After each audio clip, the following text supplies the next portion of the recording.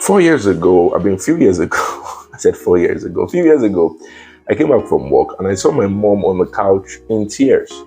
And she was crying profusely because she was just fed up of her school. It wasn't growing as she wanted it to grow. And that was the day I knew I was going to resign and I was going to take over the administration of our school. I took this story and I wrote just a one-page letter the day I saw my mother in tears. And the audience I was trying to target was the school owners then. And this story took it online. And from the first month I marketed online, I made over 300,000 naira. Wow. It grew up to become a business that makes tens of millions per year. So what am I saying in essence is, here are the 4 examples of convincing advertising. When you want to advertise to someone, your aim should be to convince them, to have them convinced that you are the right person for them. And the simple way to do that, number one, you can tell stories. And your story must not be a pity me story. Your story must be authentic. Your story must be solid. Your story can be wrapped around human desires such as revenge, desires for family, desires for love and sex, desires for activity, desires for patriotism, or desires for food.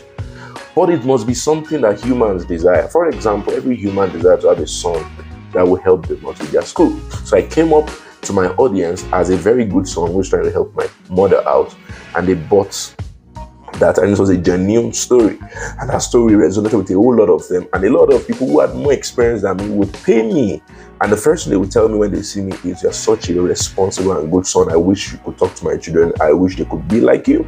So it's so important, convincing advertising with a convincing storyline. Avoid saying pity me stories. You're going to chase sales out from your bank account. It's so important you follow the human desires, the desires they have already. You negotiate on that and you use that to capture their attention. Number 2 is offer rewards, and there are 2 ways to offer rewards. It could either be convincing to them by giving discounts, but be careful with discount. Discount is like cocaine. Once your audience, their eye on it, they will never want to drop away from it. Once they're used to discount, you find yourself shouting shameless marketing, market. You will just be pushing things without having a solid plan. So what must you do? You must give discounts in a reasonable way. You must make sure the desire for your product is built up first before discounts are applied. When discounts are applied, they see it as a good favor from you. But if you apply discount anyhow, you're going to be in the category of people shouting shameless of marketing up and down. Number next, under offering rewards, you must also be able to give bonuses. Bonuses means, what are the relevant things that complement this product I'm giving? For example, I'm selling a sellotape. Can I sell a sellotape? If I'm selling a sellotape for a wall, can I sell a rag or something that they can use while putting the sellotape on the wall? You can use to clean up the sellotape so that it can stretch further, something related. Or if you buy one sellotape, I will give you additional one for free. That's an example, something that is related. You don't sell sellotape and say, after I give you this sellotape, then I'm going to give you a screwdriver. Well, that could be relevant because they might be in the same school, but you don't give people too much of the same things.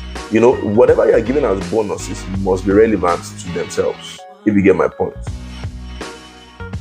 Bonuses are good, but they must be relevant. So, for example, the example of sellotape I used, you could use somebody who needs sellotape, look at the market. Is this person a carpenter? Is this person? You can then bring relevant products to use it as bonuses for them. But you don't sell one thing, then just overload with bonus. For example, people in the online course, you see them say, I'll give you 55 books, I'll give you this. You overload them that at the end of the day, they will not even see, they cannot use what they bought because it's too much. You make sure it's relevant to the training, the things you're doing is relevant. So important. Number 3, you use testimonials. I can't say this enough. And best testimonials are the unplanned testimonials, the unscripted ones, the ones that they send to you. They have their mistakes in there. You screenshot it the way it is. They sound so real. When the testimony is too crisp, at times it removes the believability. It's so important. So the next thing is unscripted testimonials. They carry the emotions of the moment. Then the 4th thing is having an octopus mindset. It means it's not enough to share only on one platform. You can cover for my audience, for example. I have them on email list, I have them on my WhatsApp, and I have them on Facebook. And I use these 3 to get them to get the message per time. And this will always hitting and exceeding our target most of the time. And it might not be only platforms. You can also use what we call different formats. You can use video, audios, infographics, write-ups to cover them up in order for them to take decisions. At times, they need to hear it over and over again. I mean, I always try to at least tell them 14 to 21 times the same thing to make them take the actions. So I've just shared with you the 4 examples of running a convincing advertising. All right? I hope this made sense. Just my simple advice. See you in my next video.